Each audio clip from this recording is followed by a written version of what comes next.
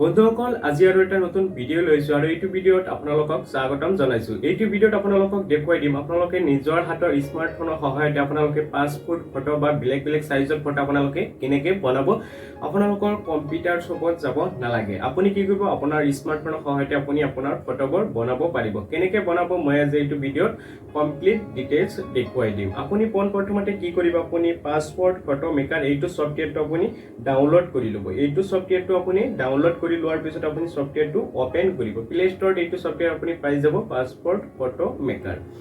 এইটো সফটৱেৰটো আপুনি ওপেন কৰিব। ওপেন কৰাৰ পিছত আপুনি ইয়াতে চাব স্টাৰ্ট লিখা আছে। আপুনি স্টাৰ্টত ক্লিক কৰি দিব। তিনিটা অপচন পাব ইয়াতে সিলেক্ট টাইপ আপুনি টাইপটো সিলেক্ট কৰি দিব কি টাইপৰ ফটো বনাব। আপুনি কি পাছপোৰ্ট এইটো ইয়াতে সিলেক্ট কৰি দিব। ইয়াতে সিলেক্ট কৰি দিয়াৰ পিছত আপুনি ইয়াতে কোনটো দেশৰ পাছপোৰ্ট সাইজ ফটো আপুনি বনাব বিচাৰিছো। মই ইণ্ডিয়াৰটো বনাব বিচাৰিছো। তাৰ পিছত আপুনি সিলেক্ট ফটো আপুনি এইটো অপচনত ক্লিক কৰি দিব। এইটো অপচন ক্লিক কৰি দিয়াৰ পিছত আপুনি গ্যালাৰীত যাব। যোৱাৰ পিছত আপোনাৰ ফটোটো আপুনি ইয়াতে সিলেক্ট কৰি ল'ব।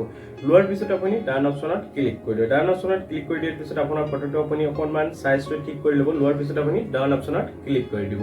ডান অপচনত ক্লিক কৰি দিয়াৰ পিছত আপোনাৰ ফটোটো এনেকৈ হেৰি কৰি ল'ব। লোৱাৰ পিছত আপুনি কি কৰিব ডান অপচনত ক্লিক কৰি দিব।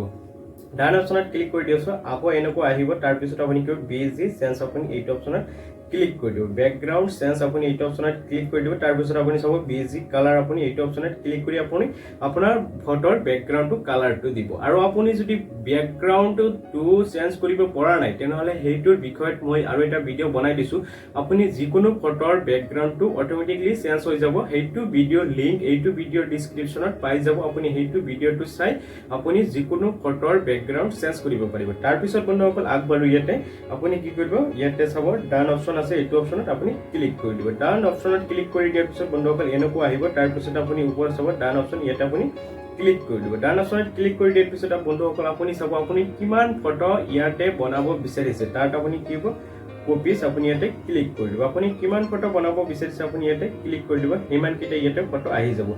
ফটো সাইজটো ইয়াতে আহি যাব। আৰু আপুনি ইয়াতে চাব কিমানকেইটা ফটো আছে 10টা ফটো আছে ইয়াতে। তাৰ পিছত আপুনি কি কৰিব ইয়াতে সেভ অপচনত ক্লিক কৰি দিব।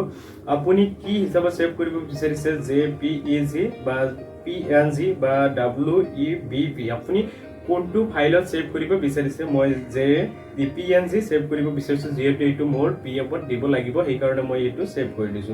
সেভ কৰি দিয়াৰ পিছত বন্ধুসকল আপুনি ইয়াতে কি কৰিব প্ৰিন্ট আপোনাৰ প্ৰিন্টৰ লগত এইটো মোবাইলটো কানেকশ্যন কৰি আপুনি প্ৰিন্টত ক্লিক কৰি দিলে আপোনাৰ ফটোটো আপোনাৰ প্ৰিন্টৰে ওলাই আহিব।